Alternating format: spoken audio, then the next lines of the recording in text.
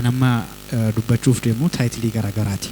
Innis osoo kaleessan ilaalin har'a dubbachuu hin dandeenye waan ta'eef jennee kaasaa turre amma Naziif taayitilii biraarraa dubbataa, Beekiin akkas taayitilii biraarraa dubbataa, Dooktariis akkas taayitilii adda addaarraa dubbanna jechuudha.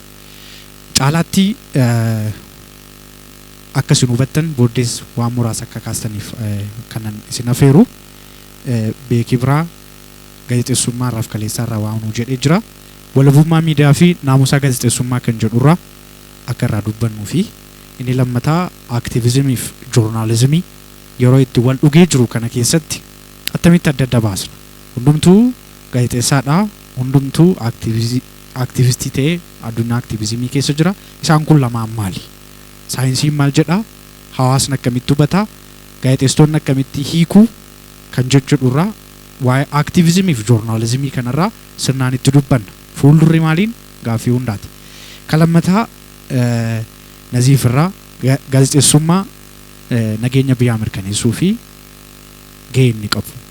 Miidiyaan akkasuma hiree irra jiruu fi fuuldurri kan jedhu fakkeenyaalee jiran kaasuudhaan Dr. Gizaachoon wantoota leenjii wal qabataniif, saayinsii barnootaa wal qabataniif, waa'ee naamusaa fi tiksiif akkasuma immoo aadaa fi eenyummaa addunyaa gaazexeessummaa keessa jiru follow applicationidha waan garaagaraa kaasan. Daqiiqaa keessan naa gaggabaabsitu yeroon keenya akka nu jalaan deemnee fi akka sila karoorfannee deemne ittiin deemnu daqiiqaa 10 jedheen ture gara 6 gadi buusna. Yeroo keenya waan baay'ee nu jalaa deemee fi dafnee waan hin eegalleef osoon gara Naziifitti hin dhufeen osoon gara Beekamitti dhufee natti tola. Beekaa walabummaa miidiyaa fi naamusa gaazexeessummaa irraa dubbanne waan walabummaaf waa'een naamusaa erga kana fakkaatee kan jedhu ammoo gara Dr. Gizaachootti dhufee biyya jaaruuf biyya diiguutti immoo kan jedhu immoo gara Naziifitti dhufa. Beekoo taayitilii kanarraa haa eegallu. Tole. Walabummaa miidiyaa fi ogummaa gaazexeessummaa wantoota yookiin mata dureewwan adda adda baasan ilaaluun baay'ee ulfaatudha. Maaliif waan walirratti hirkatanidha lamaan isaaniiyyuu. Especially gara biyya keenyaatti gadi buusnee gaafa laallu Itoophiyaan akkuma beektan oduus waan adda addaa yoo dhageessanii in hamatamti baay'ee waan walabummaa miidiyaatiin. Fakkeenyaaf akka fakkeenyaatti yoon isinii kaase dhaabbanni CPJ jedhamu kan mirga gaazexeessitootaatiif falmu Afrikaa keessatti biyyoota Sab-Sahaaraan Afrikaa yookiin biyyoota Afrikaa Saharaa gadii gaazexeessitoota hidhan keessaa Ijiptii fi Eertiraa taante Itoophiyaan biyya sadaffaadha jedheetu dhiyoo kana ibsa baase. So wantoota akkanaatu dhageenya maqaa biyya keenyaa gaafa qabu waan walabummaa miidiyaatiin wal qabatee akka Itoophiyaan keessa walabummaa miidiyaa akka hin jirre biyya gaazexeessitoonni keessatti hidhamanii biyya firiidamiin pireesii keessa hin jirre akka kanatti ilaalama. Kuni waan mataa isaatiin irra deebi'amee qorannoo mataa isaa barbaadudha. Ani garuu akka nama gaazexeessaa tokkootti gaazexeessaa biyya kana keessatti hojjetu tokkootti keessaayyuu immoo miidiyaa critical reporting ka jennu yookiin qeequmsa fi waan akkanaa gabaasawwan akkanaa hojjetu miidiyaa akkasiirran hojjedha. So ofii kooti miidiyaa akkasiirra toon hojjedhu biyya kana keessa walabummaa miidiyaa hin jiru yoon jedhe sobuu ta'a jechuudha. Kanaafuu rakkoon jiru maayinni an akka goote kan yaadu gara ogummaa gaazexeessummaatti nu geessaa jechuudha. So professionalismiitu rakkoo qaba. Professionalismiin gaafa rakkoo qabaatu immoo walabummaan miidiyaa jiraachuun baay'ee rakkisaadha. Kanaafuu gaazexeessaan tokko professional ta'e yookiin akka ogummaansaa isa ajajutti eegee yoo hojjete rakkoo waan jiru natti hin fakkaatu. Garuu gaazexeessummaa kana ogummaa kana waan adda addaa wajjin gaafa walitti hidhamaa deemu fedhiin siyaasaa jiraachuu danda'a, intarastiin adda addaa jiraachuu danda'a, gaafa kana wajjin gaafa walitti hidhamaa deemu gaafa sana wanni amma jennu hidhaan wanti biraa dhufuu danda'a jechuudha. Kanaafuu yoo ogummaan gaazexeessummaa professionalism inni jennu hin jiru yoo ta'e miidiyaa walabummaa miidiyaa eeguun baay'ee ulfaataadha. Kanaafuu rakkoo guddaa waan achi jiru natti fakkaata. Sun immoo maalirraa dhufee qabxii gabaabaa waan baay'ee akka hin hirannee fi waan baay'eetu gaazexeessummaan in terms of professionalism yookiin ogummaatiin rakkoo hedduutu jira.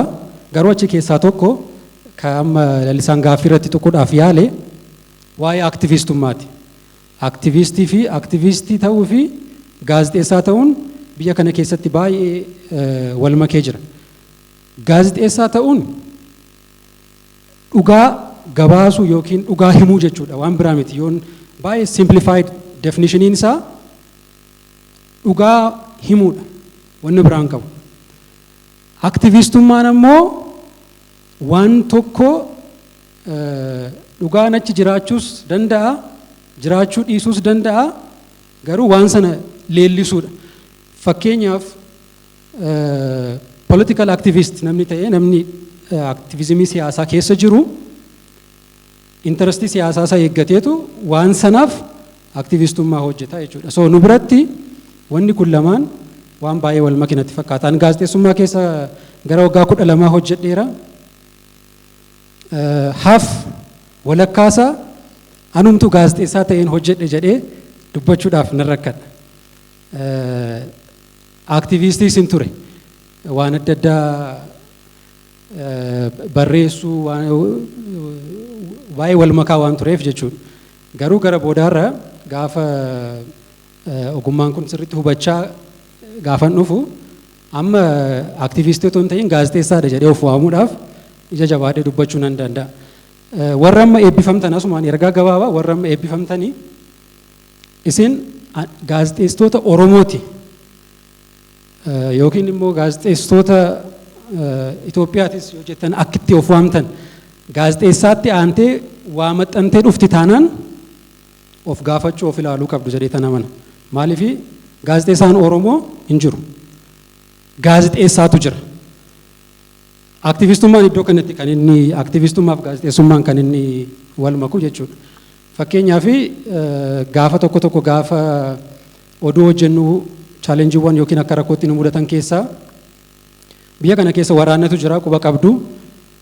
Bakka waraanni itti deemaa jirutti fakkeenyaaf hidhattooti naannoo Amaaraa keessa socho'an faannoo ka jennuun naannoo Oromiyaa keessatti yoo nama nagaa ajjeesan miidiyaa keessatti hojjennu keessatti gabaasuudhaaf hin rakkannu.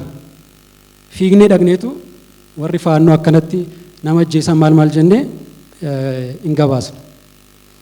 Hidhattoonni waraana bilisummaa Oromoo yookiin kan mootummaas ta'uu danda'u gaafa nama ajjeesa yookiin badii tokko gaafa raawwatan duubatti of qabna taanaan bakka sanatti of ilaaluun jira jechuudha. So xiqqoo aantummaan keessan dhugaarraa duubatti si harkisa yoo ta'e Oromummaan keessa yookiin amantaadhaaf aantummaan qabdan yookiin whatever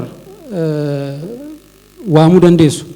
Suni gaazexeessummaa irraa xiqqoo ishii duubatti sin harkisa yoo ta'e dhugaarraa duubatti sin harkisa yoo ta'e sini gaazexeessummaa fi aktiivizimii isa jennu sana gidduu sanarra jirtu jechuudha. Kanaafuu gaazexeessaan firoomni isaa yookiin wanti inni dursa kennuufi qabu inni jalqabaa dhugaadha. Dhugaa qofa barbaadanii hojjechuu achi booda inni biraa waa'ee environmentii, waa'ee mirga dubartootaa, waa'ee siyaasaa, waa'ee ikoonomii maal kana dhimmamtanii waa'ee isaa haasa'uu, gabaasuu, dubbachuu maal gara aktiivizimiitti nu geessuu danda'a jechuudha. So baalaansii kana eegnee dhugaadhaaf qofa dursa kenninee hin hojjenna yoo ta'e nuti gaazexeessitootadha. Professional of jennee of waamuu dandeenya. Gaafa sana probably walabummaa miidiyaa inni jennus eegamuu danda'a haga nuti professionii keenya eegnetti. Gaafa nuti garuu professionii keenya keessaa baanee aktivistii siyaasaa gaafa ta'e deemnu aktivistii waan biraa gaafa taanu intarastii mootummaattis, intarastii dhaabbata biraattis, waan biraattis deemaa bu'aa deemna waan ta'eef dhiibbaan biraa jiraachuu danda'a. Gaafa sana walabummaan miidiyaa hin jiru jennee dubbachuu dandeenya. Kanaafuu qabxiin ijoon professionalismiidha. Isarratti fuulleffannee hojjechuu qabna yaa jedhu kaasuu banii waan dhiirri natti fakkaata na of galcha galatu. Gaaffii koo booda na gaafatta maaliif waan ta'e tuqee darbuun barbaada sirratti waan ta'eef waan inni jedhe irratti sin bakka jirtan of barbaada jechuun isaa sirriidha. Bakka jirtan arrayyoo of barbaada yookaan aktiivistii ta'uu barbaaddu moo gaazexeessaa ta'uu barbaaddu seedhu wal makaadha. Wal makaan gaaruma qabaachuu dhiisuu danda'a. Tokkotti cituun baay'ee gaariidha. Walumaa galatti aktiivistimii fi joornaalizimiin goolii isaanii irratti isaan adda ta'an. Gooliin gaazexeessummaa yookaan gaazexeessaa tokko informi gochuudha. Odeeffannoo kennuudha. Wherever the truth, investigate and tell them. Garuu aktiivizimiin dinagdee irrattis haa ta'u, siyaasa irrattis haa ta'u, environmental activism haa ta'u, waan fedhe irratti haa ta'u goolii mataasaa qaba. It is to influence the people. Ani garuu akka gaazexeessaatti yeroon dhugaa himu namni odeeffannoo ko fudhachee dhaggeeffachuu dhiisee I don't care.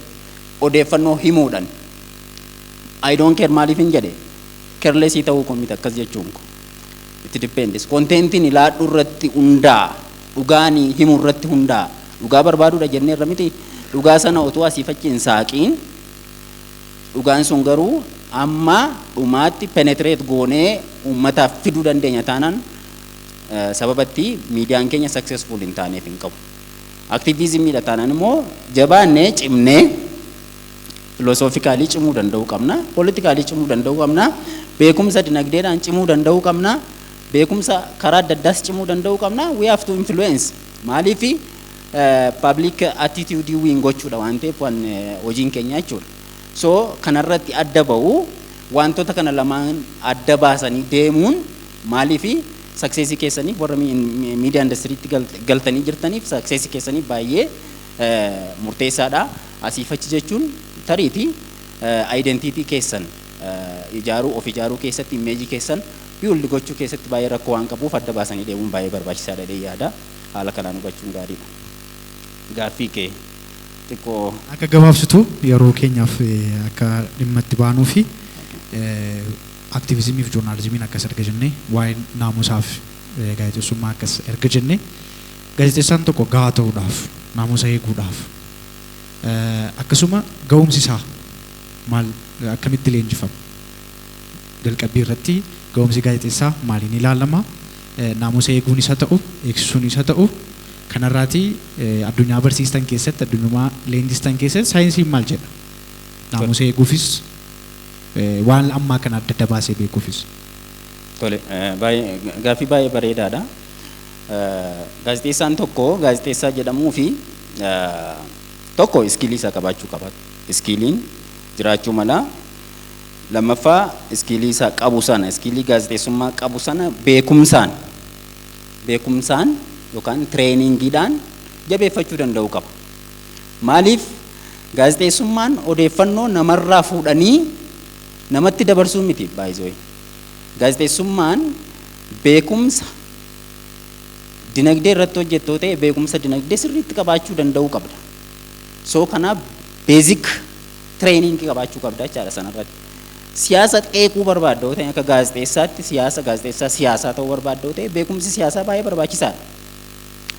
Entertain gochuu barbaaddoo ta'e philosophy entertainmentii sirriitti aartii sirriitti qorachuu danda'uu qabda. Haala kanaan sirriitti of dubbisuu danda'u kitaabota basic training formal training yoo hafeeyyuu ammam keenyatu waan hojjechuuf jennu waan fuuldura hojjechuuf jennu dursinee nama tokko yoo fakkeenyaaf keessummaa tokko gara miidiyaa keenyaatti waammannee dhimma dinagdee irratti isaan gaafanna yoo ta'e dhimma sana irratti ammam gadi fageenyaan ofii keenya beekumsa qabna. Ammam of qopheessineerra yoo ofii keenya beekumsa qabaanne malee gaaffii jabaa gaafachuu hin dandeenye. Kanaaf barnoonni yookaan dubbisuun beekumsaan of qopheessuun baay'ee barbaachisaadha jechaadha. Kun tokko. Lammaffaa gara itiksiin barnoota keessan inni jiru. loojikii barachuudhaan etiksii joornaalizimii barachuudhaan kan inni jiru. Dhiifama naa godhaatee kana dubbachuu koodhaa fi namoonni baay'een akkasumattiin barnoota formaalii otoo hin fudhatiin hojii gaazexeessummaatti galanii successful ta'an jiru baay'ee. So short term training inis hin jira karaa adda addaa beekumsa kana horataniiru. Inta at the end of the day gar yeroo hundaa gaazexeessaan yeroo hundaa milkaa'u. Maaliif yeroo hundaa milkaa'u namoota adda addaadhaan inni qunnamaa deema. Namoota fedhii addaa qabanaan inni qunnamu yeroo guyyaa guyyaatti kan inni gaafatu gaaffii inni dhiyeessu namoota challenge godhaniidhaan gaazexeessaa mudachuu danda'u. So akka barreetti jiraachuun guyyaa tokko challenge nutti fiduu danda'a jechaadha. Nama baay'ee cimaa akkasumas nama baay'ee influence nu gochuu barbaadu fedhii addaasaa keessa miidiyaatti dabarfachuu barbaadu kan kanatti barbaadu dhiisee namoonni akkasii nu qannamuu danda'a. So we have to learn the behavior of people. Behavior namaa sirriitti amala bakka inni oolu siyaasan even background isaa sirriitti qorachuun kitaaba inni dubbisu sirriitti qorachuun hiriyaasaa dura background researchiin baay'ee barbaachisaadha successful ta'uudhaaf jechaadha. Keessumaa warra talk show ardi tookii waan akkasii irratti dhiyeessaa jirtaniif wantoonni akkasii challenge akkasii sun mudatu. Maaliifi wantoonni achirratti rakkoon nu mudatu hundumtuu beekumsaan deebisuudhaa fi itiksii isaa sirriitti hubachuu danda'uu qabna. Isaaniin barsiisuu hubachiisuu danda'uu qabna. Isaan caallee argamuu danda'uu qabna. Isaaniin caallee sirna gaazexeessummaa yoo gastii fayyuma nu lolu nu eekamu dhufa yoo ta'e itti himuu danda'uu qabna. Sirnadha kun sirna gaazexeessummaadha. Miidiyaa irra jirra jennee seera gaazexeessummaa yeroo dhufu ani inni inform gochuu dhufe publikii ta'uusaa interestii mataa akka keessaa hin qabne sirriitti itti ibsuudhaan itiksii kana sirriitti hubachuu kana hubachuuf immoo sirriitti ofii keenya gadi qabnee dubbisuu fi beekumsa isaa horachuun baay'ee barbaachisaadha yaada. Irree sitti deebi'uu dhabuu danda'a waan ta'eef asumaan si fixadha. Yoon sitti deebi'e yeroo tokko qofa. Addunyaa kanarratti miidiyaan mootummaa arfaffaadha jenna. Mootummaa arfaffaa waggaa jennu waan baay'eedhaan ibsuu dandeenya. Nuti miidiyaa akka mootummaa arfaffaatti dhimma itti ba'aa jirra jettee yaaddaa? Saayinsiidhaanis haa ta'u qaama dubbatti gama naamusaaf gaazexeessummaadhaanis haa ta'u waan amma beekiinis kaasu atis kaasaa oolte booda kan naziifi kaasuullee danda'a isallee nu banne garuu addatti mootummaa arfaffaa waggaa jennu dhimma itti ba'aa jirra. Akkamitti yoo dhimma itti baana? Baay'ee gaariidha. Akka mootummaa arfaffaatti so the fourth state maalidha guddinni siyaasa dinagdee nu irra geenye jirru Oman jedhu gaariidha garuu challenge jira ammayyu challenge jira maaltu jira nu bira bilisummaan hin jiru jechuu hin danda'u tuun bilisummaa argadhee isinitti haasaa jiru jedhee obboleessi koo beekaan sirriidha bilisummaa arganne sanatti sirriitti fayyadamaa jirra nuti maalan hubachaa jiranii gaazexeessota maraa irraayyuu sodaa cabsanii ba'uu dadhabuun hubachaa jira. Gaazexeessaan of laatu taanaan sodaa hin cabsu taanaan sodaa jiru influence gochuu hin danda'u taanaan akkamittiin akka fourth state akka qaama mootummaa tokkootti hawaasa kana sirna hawaasa dinagdee kana guddisuu keessatti shoora isaa ba'uu danda'a. Sodaa guddaa jiru kana cabsuu danda'uu qabna. Fakkeenyaaf yeroo hundaa peace building keessatti ga'een miidiyaa maalidha jedhee yeroo hundaa yeroo gaaffiin gaafatamu nan dhagaa kanarratti yeroo showun tokko paaneliin tokko geggeeffamus nan arga. So are we ready? Nuti waa'ee peace journalismii dubbachuudhaaf qophaa'uudha. Maaliif yeroo waa'ee peace odeessinu waa'ee nageenya dhabuu kaasuun hinafu. Mootummaan immoo ishee sana maaliif ija qalbiidhaan ilaaluu barbaada? Maaliif miidiyaan akkuma nagaa fiduu danda'u nagaas nu dhabsiisuu danda'a. Ani mootummaan ija qalbiidhaan kana ilaaluu danda'uu isaatti nan gammada homaa rakkoon qabu. Maaliif backfire yeroo godhu wanta akkasii baay'ee ulfaataadha wanti itti deemnu ta'uu danda'a waan ta'eef. Garuu mootummaa influence gochuu dandeenyeerra nuti. Sodaachuurraa hojjechuu wayya jennee namoota meeqan keenyatu kutannoodhaan itti galeera. So kanaani sodaadha kanan argu waan ta'eef haala kanaan akka qaama mootummaa tokkootti hawaasa dinagdee keenya hawaasa keenya keessa gallee mootummaa irratti dhiibbaa uumnee poolisii jijjiirsifnee sirna siyaasaa jijjiirsifnee sirna dinagdee jijjiirsifnee hojjechuu keessatti ammayyuu hanqina guddaatu jira.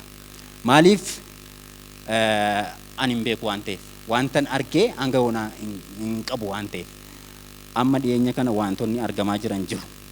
Cabsanii ba'uun tokko jiru. Ministry media OBN wanti inni hojjetaa jiru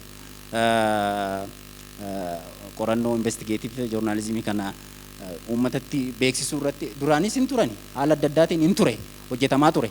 Amma garuu more social mediaanis sana wanta walirraa fuudhuuf baay'ee viral ta'e wanti inni wanta hojjetamaa jiru keessumaa malaammaltummaa dhabamsiisuu irratti hojiin hojjetamaa jiru haala kanaan yoo itti fufe hojii bareedaa ta'ee yaada. Haala kanaaf akka itti fufu immoo ammuma qaamonni kanarraa itti gaafatamummaadhaan hojjetaa jiran sirriitti itti fufsiisanii namoota sanarra hojjetan jabina isaanii sirriitti beekumsa isaanii tireeningiidhaan cibsanii rakkoolee isaan mudatuu danda'an irratti akkaataa isaan ofirraa qolachuu qaban irratti sirriitti supportive trainingii laachuudhaan jajjabeessaa yoo deemanii influence gochuun sun itti fufaa jedhee yaada. Haala kanaan ibsuu barbaada. Tole galatoomii gara Nazifiitti dhufa waan isaan kakaasan galtee guddaa ta'een yaada. Abarratti humni miidiyaan qabu maal erga ilaalle humni isaa mootummaaf fadha jennee irra jireessaan humni kun nagaa fiduufis nagaa booressuufis akkamitti isa jedhuuf hiree isaa guutummaatti itti fayyadame. Tole waan baay'ee galmeen haa ta'u tuttuqaniiru. Dr. Gizaachonis ethical journalism irratti waan jedhan qabu. Beekaan waa'ee journalism irratti gaazexeessaan Oromoo yookaan gaazexeessaan Itoophiyaa jedhamu hin jiru. Because journalism is a global profession. Akkuma hakiimii Oromoo jettu, hakiimii Itoophiyaa jettu, hakiimiin hakiimiidhuma miti. Lafa argetti nama arginaan inuma akkama. Gaazexeessaanis gaazexeessaa Oromoo, gaazexeessaa Amaaraa, gaazexeessaa Itoophiyaa kan jedhamu hin jiru. Iddoo dhageettu hundumaattuu gaazexeessaadha. Gaazexeessaan immoo ethical journalism jechuun jalqaba anaaf nama akka namaatti ilaalu quotationii jecha Dr. Gammachuu Magarsaa yeroo baay'ee social media irra deddeebi'u tokkoon arga. Oromoon namaan nama jedha jedha. Meeqan keessantu yaadata jecha kan? Oromoon namaan nama jedha kanaan Boorana dhaqeen arge. Gaazexeessaan namaan nama jechuu danda'utu irra jira. Gaafa namaan nama jettanii ethical journalismiin ijoon isaa achi dhufa. Gaazexeessaan saayidii hin qabatu. Saayidii gaafa qabatu nama walitti naqa. Nama silaa araaramuu danda'u araara addaan fageessa. Kanaaf gahee gaazexeessaan nagaa uumuu keessatti qabu hubachuuf jalqaba warri keessumaa ogummaa gaazexeessummaa keessa jiru humna miidiyaan qabu, humna nurka jiru, maayikii nurka jiruu fi chaanaalii nutti kenname maal gochuu akka inni danda'u hubannu taanaan fakkeenyaaf biyyoonni niwukileer hidhatan jiru. Kan akka Raashaa fa'aa, Ameerikaa fa'aa, Hindi fa'aa, Chaayinaan fa'aa niwukileerii qabu. Niwukileeriin kuni utuu dhukayeetii maal gochuu akka inni danda'u yoo hubatan ta'ee akkuma yaalitti calluma dha'ee niwukileerii dhukaasanii nus balleessanii ofis balleessu jechaadha. Jaroonni kun humna niwukileeriin qabu waan beekaniif utuma lola keessa jiranii niwukileerii kanatti amma yoonaan fayyadamne. Kana jechuudha miidiyaa jechuun humni inni qabu humna biyya balleessuu danda'u. Wanti nurka jiru humni inni qabu hammam akka ga'u beeknu taanaan garmalee itti fayyadamnaa jechaadha. Garmalee itti fayyadamnaan immoo ofis hin balleessina, biyyas hin balleessina. Kanaaf hojiin gaazexeessaa inni tokko nagaa uumuu keessatti gaafa keessumaa gabaasa bakka walitti bu'iinsi jirutti gabaasa gaafa deemnu garee qabachuu dhiisu loogii jechaadha. Loogii kan qabannu taanaan gabaasa tokko yaadadha. Ijoollee gaazexeessota afaan Oromoon hojjetanis afaan Amaaraan hojjetanii leessee fakkeenyaaf amma iddoo tokkotti walitti bu'iinsi sabummaa uumamee namni sabummaadhaan Amaara ta'e tokko du'e. Gaazexeessaan Amaaraa haganaatu du'e jedhee gabaasa taanaan Amaara kakaasaa jira jechuudha. Saayidii qabateera. Achuma gaafa jalqabu namaan nama jechuu qaba kan hin jedheef namatu du'e malee sabatu du'e miti. Oromoon tariiti miidhameera ta'a. Sabummaadhaan namni Oromummaa qabu iddoo ta'etti miidhameera ta'a. Oromoo haganaatu du'e jennee gabaasna taanaan asumarraa garee qabanneerra jechaadha. Loogii keenya eessa dhaabannee gabaasaa jirra. Nuti gaazexeessaa otoo hin taane akka sila jedhame aktiivistii taanaa jechaadha. Saayidii qabanneetu saba kooti isa jennuun kan kooti jennee orma isa jennuun diina isa jennuun immoo gara kan biraa keenyeetu gabaasa gabaasna. Gabaasni sun maal gochuu danda'a kan jedhu Oromoo naannoo biraa jiran amamaa aarsa. Namni waliin jiraata.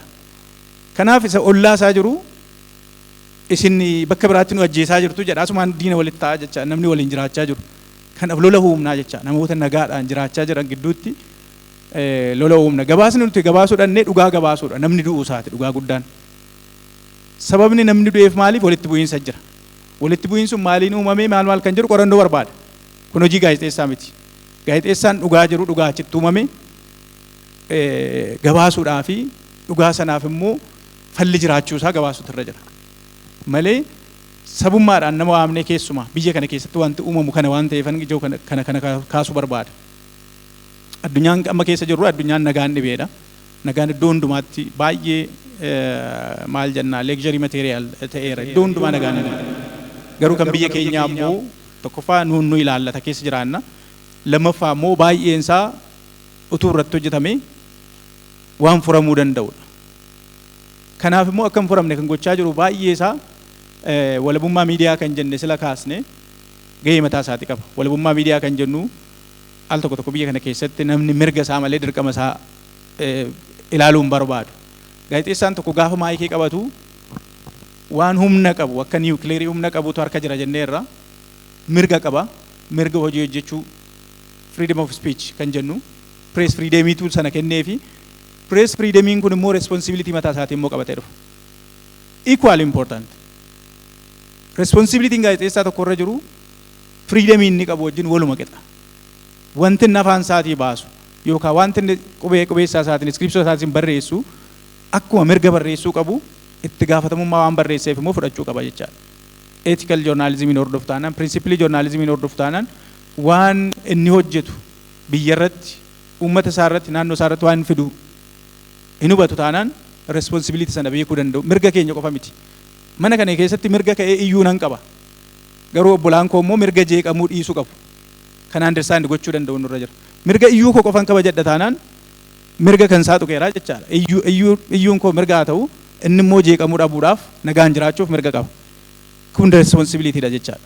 Kana nu hubannu taanaan gaazexeessummaan gara aktiivizimii sila jennee saayidii qabachuutti kan inni deemu. Miidiyaan akkuma jenne fourth state biyya diiguus ijaaruus danda'a. Fourth state kan jennu hunda'uun bara duriiti kan fourth state jedha. Sanaa ol waan deeme natti fakkaata amma humni miidiyaan qabu. Maaliif citizen journalismiin internet penetrationiin journalismii babal'iseera. Hunduma keenyatu gaazexeessaadha. Gaazexeessaan akka duraa warra televezyiinii irraa hojjetuuf warra reediyoodhaan dubbatu yookaan warra gaazexaa barreessu qofa miti. Hundumti keessan gaazexeessaadha. Asitti suura kaastanii namoota meeqatu poost godhee jira sooshaal miidiyaa irratti. Nama meeqatu tiiktookiin dabarsee jira. Nama meeqatu immoo waa barreessee gabaasee jira. Kanaaf everyone is journalist. Journalismiin እንደውም anaaf amma citizen journalismiin erga dhufe namni internet accessii qabu hundumtu gaazexeessaa erga ta'e namni hundumtu principally journalismii hubachuu danda'utu irra jira. Sana gochuuf immoo knowledge is everywhere. Internetiin benefitii nu fide keessaa tokko beekumsi iddoo hundumaa jira amma. YouTube yoo bantan waan namni maastersii waggaa 2 baratee peeperii barreessee present godhee yookaan andarii ta'ee rakkatee eebbifame tokko YouTube irraa barachuu dandeessu yookaan isa caalaa deemuu dandeessu. Onlaayinii Google internetii qabaataniinaan onlaayinii dhaabbileen barsiisan baay'eetu jira. Kanaaf knowledgein bakka iddoo hundumaa jirutti hin beeku jechuun waan nama baasus miti. Kanaaf nagaa biyyaa ijaaruu keessatti nagaa biyyaa diiguu keessatti gaheen miidiyaa baay'ee olaanaadha. Taayitilii baay'ee nama dubbachiisuudha. Taayitilii baay'ee dheeraadha. Jechoota tokko lola biyya keenya keessatti yeroo darbe gara kaabaatti gaggeeffamaa ture. Kaaba ammas lolli jira. Kibbas jira lolli. Jechoota gaazexeessitoonni fayyadamantu jira. Mootummaan akka mootummaatti yookaan dhaabbileen siyaasaa fayyadamuu danda'u. Junta jechuudha. Fakkeenyaaf innis ni kaasa. gaazexeessitoonni jechoota akkasii fayyadamuun so emotionaalidha. Emotionii uuma. Namuma saba bira jiru sabaan Tigree ta'een juntaa jechuu jalqabe. Miidiyaa irraa waan arguu jalqabeef. Juntaan kan jedhamee garee lola sana gaggeessuu fi garee waraana sana gaggeessuu ture kan jedhameef intentionii mootummaa sana natti fakkaata. Erga gaazexeessaan fayyadamee booda namni sabummaadhaan Tigree ta'e hundumtuu juntaa jedhamuu jalqabe. Ammas jira. Naannoo Oromiyaatti Shanee kan jedhu jira. Naannoo Faannootti immoo Jaawusaa kan jedhu jira. Jechoota akkasii akka gaazexeessaatti irraa of eeggachuun nurra jira. Namni sun maal jedhee of waama? Anaaf an gaazexeessaadha. An dhaaba siyaasaa miti, garee siyaasaa miti. Waan namni sun jedhee of waamu yeroo jennee waamnu saba qaama sana deeggaru niwutiraalaayiz gochaa jirra jechaadha. Miidiyaadhaan gaafa dubbannu. Miidiyaan kun kan kootii ilaalcha jedhu qaba. Bor gaafa yaada araaraa miidiyaa sana irratti dubbattan namni sin niwutiraalaayiz gootan suni sin deeggaraa dhufa, sin dhagaa dhufa jechaadha. Kanaan gahee araarsuu keenya taphachuu qabna. Dhaabbileen siyaasaa jechoota isaan fayyadaman miidiyaan dhaabbilee siyaasaa paartiizaan miidiyaa warra ta'an fayyadamuu danda'u ta'a. Already paartiizaanidha jarri siyaasa garee qabu.